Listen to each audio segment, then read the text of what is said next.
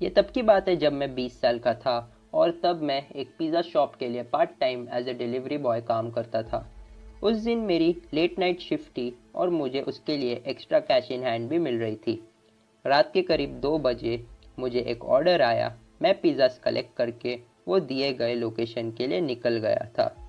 रास्ते में काफ़ी अंधेरा था और वो घर एक बहुत ही सुनसान जगह पर लोकेटेड था और मुझे ये देख के बहुत शौक हुआ कि यहाँ पे कोई और घर नहीं था और आसपास कोई दिख भी नहीं रहा था।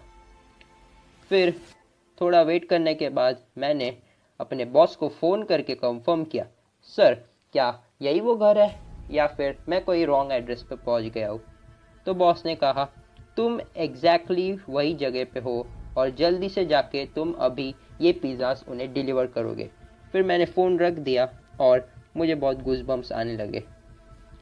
फिर मैं जल्दी से कार से उतरा और मेन डोर की तरफ बढ़ने लगा। मैं देख के शॉक हुआ कि वहाँ डोरबेल थी ही नहीं। फिर मैंने दरवाज़ा खटखटाया और वहाँ वेट करने लगा, पर वहाँ कोई रिस्पॉन्स नहीं आया। मैं वेट करते रहा और किसी ने डोर नहीं खोला, बट मुझे बहुत सारी फुटस्टेप्स की आवाज़ आने लगी। वेट करते करते बहुत टाइम हो चुका था और फुटस्टेप्स की आवाज़ भी कम होने लगी। फिर मैंने सोचा कि कोई बिज़ी होगा, इसलिए मैंने और एक बार खटखटाया, पर इस बार भी वैसे ही हुआ। किसी ने दरवाजे पे रिस्पॉन्स नहीं किया और जैसे ही मैं पीछे मुड़ने वाला था, जो मैंने विंडो पे देखा उसे देख के मुझे ऐसे लगा कि मेरे पैरों तले ज़मीन खिसक गई हो। मैंने देखा कि वहाँ अंदर एक बहुत डार्क फिगर मुझे कंटिन्यूसली स्टेयर कर रहा है और मैं बहुत डर गया था। वो देखने के बाद मैं जल्दी से वहाँ से भाग के अपने कार में बैठने के लिए चला गया। मैं जल्दी से कार में बैठा और मेरी कार स्टार्ट नहीं हो रही थी। कुछ ट्राई करने के बाद मेरी कार स्टार्ट हो गई और मैं वहाँ से निकल गया।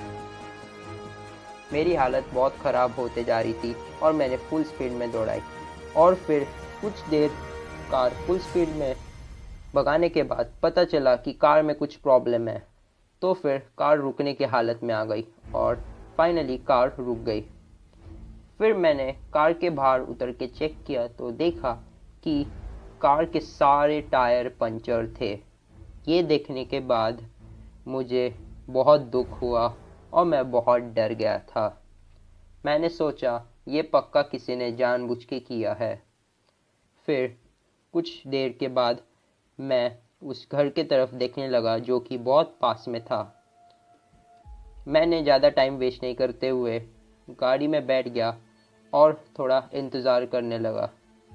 वहाँ कोई नहीं आया, इसलिए मैं थक हार के एक मेरे बॉस को फ़ोन कर रहा था कि बॉस का फ़ोन स्विच ऑफ आ रहा था, पर मैंने फिर 911 को फ़ोन किया। पुलिस ने कहा कि तुम हमारे साथ लाइन पे रहोगे और हमें सारी इन्फॉर्मेशन देते जाओगे, और फिर मैंने वैसे ही किया। मैं बहुत डर गया था। कुछ देर बाद मैंने रियरव्यू मिरर में भी देखा, मुझे सब साफ लग रहा था। फिर मैंने पुलिस को कहा कि सब सेफ लग रहा है, आप जल्दी आ जाइए प्लीज़। फिर मैं आजू बाजू में चेक करने लगा कि कोई मुझे फॉलो तो नहीं कर रहा, कोई मेरे पीछे तो नहीं है। मैं बहुत डर गया था।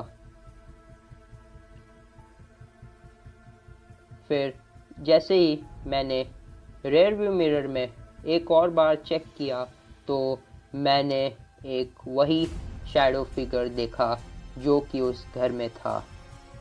मैं इतना डर गया था कि आप पूछो ही मत।